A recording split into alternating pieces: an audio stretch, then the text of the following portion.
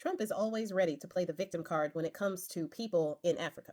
He was really quick to lie on the South Africans, who still have towns that are white only, and say that white South Africans were being persecuted and unalived in South Africa, leading to him bringing over 60 South Africans on American taxpayer dimes and giving them visas and a pathway to citizenship, while kidnapping brown people off the street and sending them to gulags with no due process. He used that lie about white South Africans being persecuted in order to justify him doing that.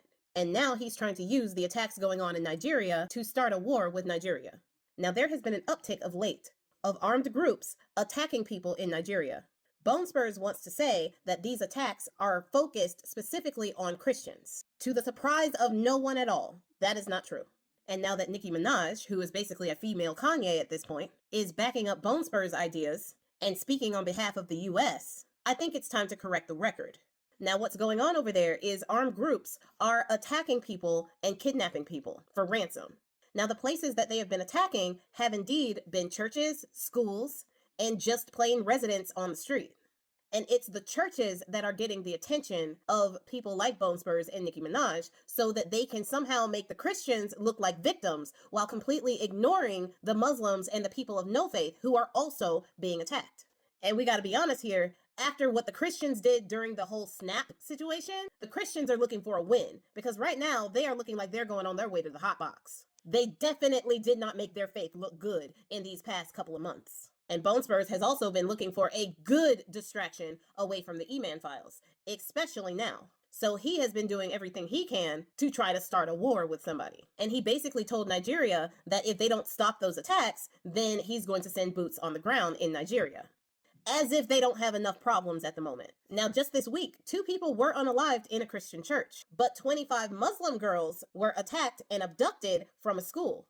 A teacher and a security guard at that school were unalived, and the girls were taken. Only 2 of the girls have managed to escape so far. And this seems to be the MO. They will attack unalive people at the site and then take a lot of the others. And they ask for ransom money to get them back. So those people's families have to sell what they own or come up with the money somehow to pay the ransom so that they can give their loved ones back. That's the scheme. It doesn't have anything to do with the religion of the people. It is just the fact that they are people. And if you kidnap those people, then their families may pay a hefty price to get them back. If Bone Spurs and Nicki Minaj actually cared about what was really going on over there, then they would be trying to work with President Tinubu over there to help their security forces deal with this issue. Instead, they have to not only deal with the people who are terrorizing the communities, but they have to deal with the US threatening them and the spread of mis and disinformation to demonize them. Nigeria has about 220 million people, and it is pretty evenly split between Muslims and Christians. Most of the Muslims live in the north, and that is where most of these attacks are taking place. So in essence, more Muslims are actually being attacked by these groups than Christians.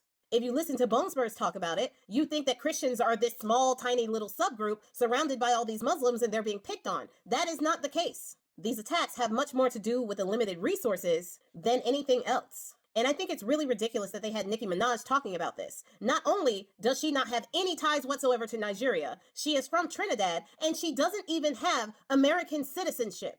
Why is she talking about it? I have more of a connection to the Nigerians than she does.